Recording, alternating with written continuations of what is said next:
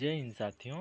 इसके पहले के वीडियो में हम कोशिका के बारे में, कोशिका झिल्ली, कोशिका भित्ति और माइटोकॉन्ड्रिया के बारे में अध्ययन कर चुके हैं। आज हम इससे आगे बढ़ेंगे, ठीक। और आगे बढ़ने से पहले हम माइटोकॉन्ड्रिया को एक बार फिर से देख लेते हैं। देखिए, ये माइटोकॉन्ड्रिया है। इसकी खोज अल्टमैन ने की थी। इसके आंतरिक दीवारों को क्रिस्टी कहा जाता है, ठीक।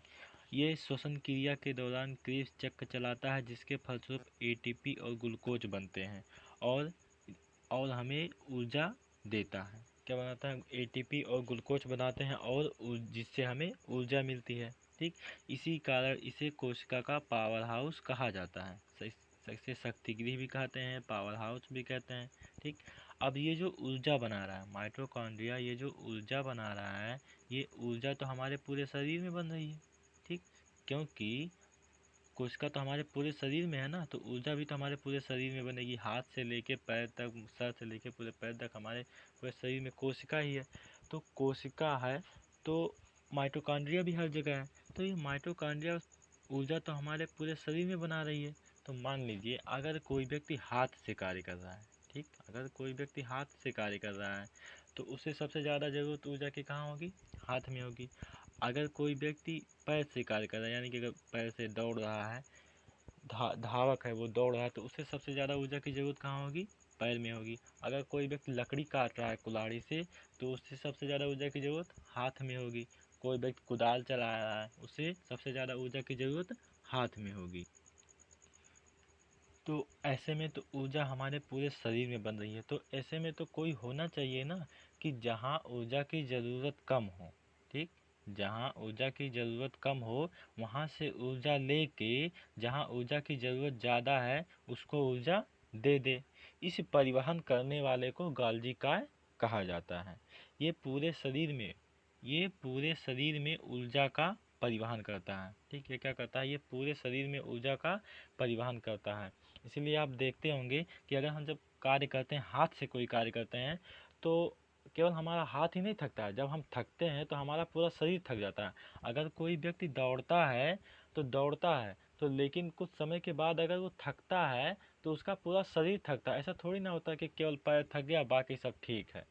ऐसा थोड़ी ना होता है कि अगर कोई हाथ से कार्य कर रहा है तो कुछ देर तक हाथ से कार्य किया, 1 घंटा किया, 2 घंटा किया, तो केवल हाथ थका है। थकता तो पूरा शरीर है। क्यों थकता है? क्योंकि अगर वो हाथ से कार्य कर रहा है तो उसके पैर में जो कोशिका बन रहा है, उसके नीचे के भाग में जो कोशिका में जो ऊर्जा बन रहा है, तो वो ऊर्जा क्या करता है? ये गोल्गी बॉडी उस ऊर्जा को हाथ में ले जाता है। यानी कि जहाँ पे कार्य हो रहा है, जहाँ पे ऊर्जा का ज़्यादा ज़रूरत है, वहाँ पे उस ऊर्जा को लेके चला जाता है। इस प्रकार भले ही हमारा कोई एक अंग कार्य करता है, लेकिन हमारे पूरे शरीर से ऊर्जा खत्म होती है। से ये गोल्गी बॉडी क्या करता है? पूरे शरीर में ऊर्जा का परिवहन करता है, ठीक। तो अब आपको समझ में आ गया होगा कि गोल्गी बॉडी क्या है, इसका कार्य क्या है। गोल्गी बॉडी का क्या कार्य है? गोल्गी बॉडी परिवहन का कार्य करता है। ये क्या कार्य करता है? परिवहन का कार्य करता है, यानी कि ऊर्जा का परिवहन करता है और अन्य तत्वों का परिवहन करता है, प्रोटीन्स का परिवहन करता है। और जो भी कोशिका को ज़रूरत होती है एक जगह से दूसरी जगह जाने की, तो उसका इसमें परिवहन का कार्य कौन करता है? ये गोल्गी बॉडी करता है। इसकी खोज कैमिलो गोल्गी ने किया था। इसकी खोज किसने की थी? कैमिलो गोल्गी ने की थी। इसकी खोज कैमिलो गोल्गी ने की थी। एक बार फिर से देख लेते हैं गोल्गी बॉडी क्या होता है। गोल्गी बॉडी परिवहन का कार्य करता है, ठीक। इसकी खोज कैमिलो गोल्गी ने की थी। यह यातायात यानी कि परिवहन का कार्य करता है। ये है गोल्गी बॉडी, ठीक। ये पूरी कोशिका है और पूरी कोशिका में जो हरा वाला भाग आपको दिखाई दे रहा है, यही क्या है? ये गोल्गी बॉडी है। चलिए आगे बढ़ते हैं। अब आगे हम देख लेते हैं रसधानी क्या होता है। हमारे शरीर में 60 से 65% क्या होता है? पानी होता है। और इसी पानी को स्टोर करके यानी कि संचित करके इकट्ठा करके कौन रखता है? रसधानी रखता है। यही रसधानी क्या कर सकता है? करता है हमारे शरीर में जो 60 से 65% पानी है कोशिकाओं के अंदर, जो वैक्यूल्स है, उसी पानी को इकट्ठा करके रखता है। यह जंतुओं में छोटा किंतु पादपों में बड़ा होता है। जंतुओं में यानी कि जंतु में पानी की उतना ज़रूरत नहीं होती है। जंतुओं की तुलना में पेड़ पौधों को पानी की अधिक ज़रूरत होती है। इसीलिए यह जंतुओं में छोटा, लेकिन पादपों यानी पेड़ पौधों में यह बहुत बड़ा होता है। चलिए आगे बढ़ते हैं। अब हम देख लेते हैं तारक क्या है, क्या होता है, इसका कार्य क्या होता है। इसकी खोज बोबरी ने किया था। इसकी खोज किसने की थी? बोबरी ने की थी। यह कोशिका विभाजन का कार्य करता है। ये क्या करता है? कोशिका विभाजन का। कोशिका विभाजन क्या होता है? हम इससे पहले वाले वीडियो में बता चुके हैं। कोशिका विभाजन क्या होता है?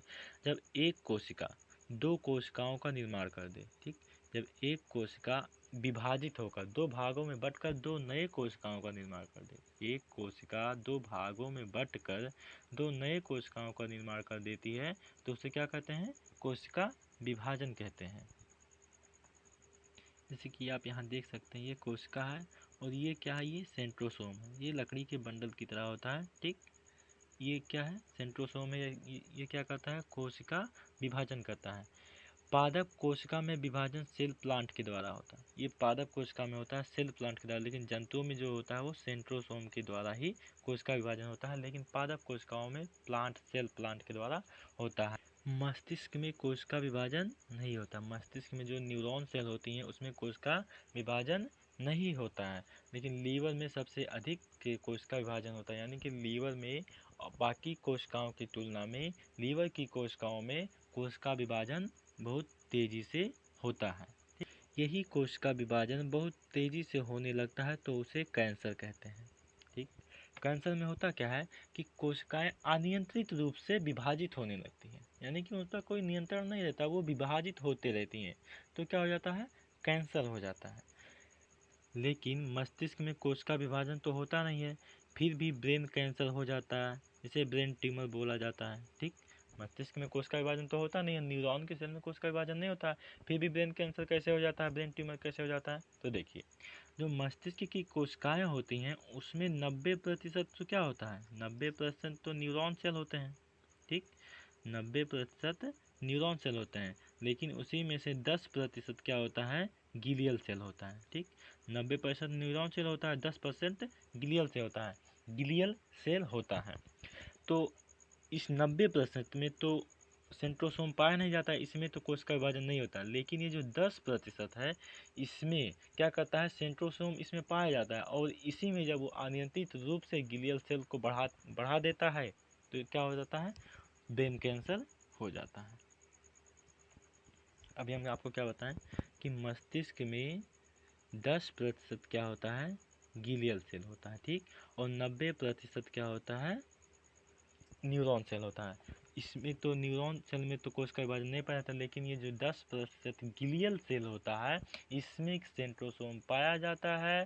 तो वही सेंट्रोसोम इसमें जब कोशिका विभाजन करने लगता है अनियंत्रित रूप से तो उसे ब्रेन कैंसर कहा जाता है। आशा करते हैं कि आपको ये वीडियो समझ में आई होगी, आपको आज का क्लास समझ में आया होगा। अगर वीडियो आपको कैसी लगी कमेंट बॉक्स में ज़रूर बताइएगा। मिलते हैं अगली वीडियो में, तब तक के लिए जय हिंद।